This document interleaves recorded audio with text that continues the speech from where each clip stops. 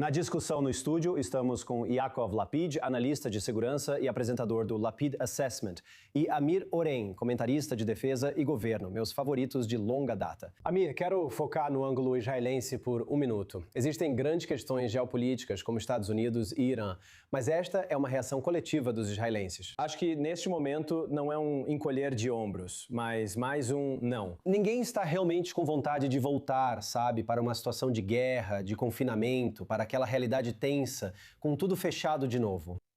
Mas acredito que o país ainda entende a inevitabilidade ou uma certa necessidade de um confronto ainda. Se você pudesse descrever isso, sabe, o quanto Israel quer ver algo definitivo acontecer, mas ao mesmo tempo não está ansioso por uma guerra. Ao dizer Israel, você se refere a Netanyahu. Potencialmente. Que, na verdade, não são a mesma coisa. Sabe, deixa eu te levar para outro canto de Israel que você provavelmente não pensou. O tribunal em Tel Aviv, onde Netanyahu está sendo julgado.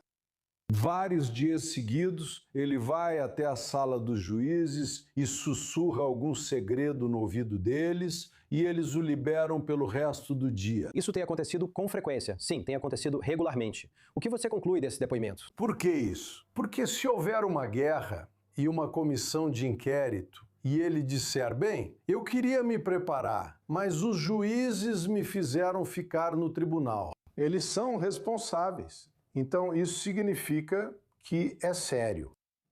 As pessoas estão se preparando para a contingência, para a eventualidade, mesmo sabendo que tudo isso são caprichos do Trump. Agora, volte para 14 de janeiro deste ano, há 4 meses.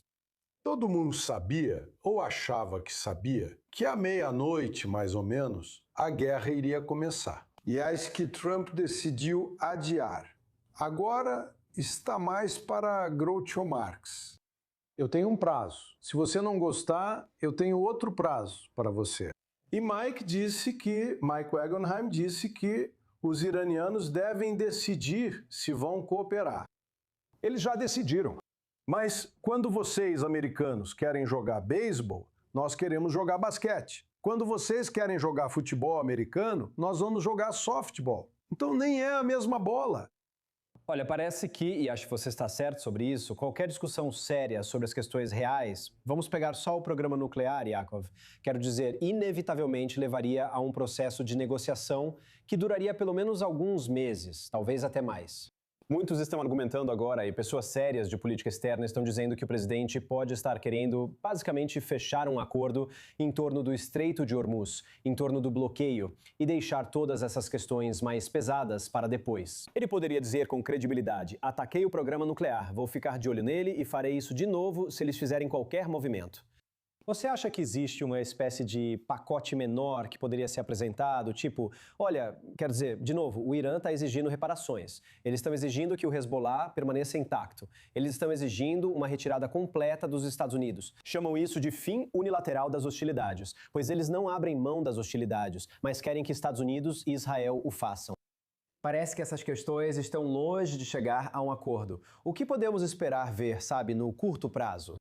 Então, acho que o que eles estão tentando negociar agora é algum tipo de acordo quadro com só os pontos principais, sem entrar nos detalhes. Algo parecido com o modelo de Gaza. Mas eu acho que não há nenhuma chance de que Trump aceite qualquer estrutura inicial que não aborde as questões principais. O programa nuclear é o principal, o Estreito de Hormuz. Não sabemos sobre as armas balísticas. Não sabemos sobre o apoio do Irã ao terrorismo. Mas eu não acho que Trump sequer consideraria por um segundo aceitar uma estrutura que só fale sobre o Estreito de Hormuz. Isso seria claramente um fracasso total da parte dele. E ele deixou claro que não tem interesse nenhum em aceitar isso. Agora, a questão é que eu acho que até os próprios iranianos não têm certeza do que fazer, porque eles apresentam iniciativas diplomáticas e depois voltam atrás. Eles estão, obviamente, em um estado de conflito interno. Eles estão enfrentando um bloqueio naval esmagador que está custando a eles de 400 a 500 milhões de dólares todos os dias. A economia deles já era um desastre antes dessa guerra. Agora é um desastre muito maior. Eles perderam 40% do PIB que tinham antes da guerra. Eles não conseguem pagar salários aos seus sitiados. Então, a ideia de que os iranianos estão simplesmente sentados confortavelmente e comandando tudo, eu acho que está totalmente fora da realidade. Eles não têm clareza sobre o que querem, mas têm linhas vermelhas que não pretendem cruzar, mesmo arriscando outra guerra. Isso é claro. Existe uma zona cinzenta? Não sabemos, David. Ainda estamos na névoa, sem chamar isso de guerra, numa zona intermediária. Mas eu acho que Trump está meio que se encurralando ao dizer que ou conseguimos um acordo ou voltamos para a guerra. Porque se ele diz isso, basicamente está tirando outra opção da mesa, que eu acho um pouco lamentável, que é continuar o bloqueio.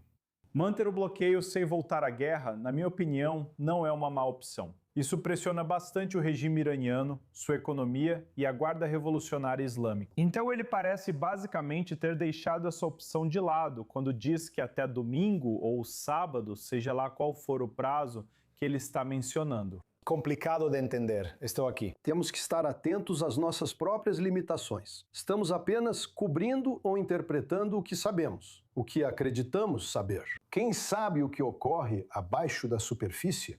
Talvez eles estejam preparando a operação para extrair o urânio enriquecido enquanto estamos falando. E é por isso que ele está adiando o prazo. Essas declarações públicas enganosas e provocativas sempre marcaram a atuação do presidente nesta guerra. Sim. Isso é verdade. Além disso, a influência que os líderes dos países do Golfo têm é muito mais profunda do que a de Netanyahu. Agora, Netanyahu tem o dedo no gatilho americano, mas eles têm a mão na trava de segurança. E junto com isso,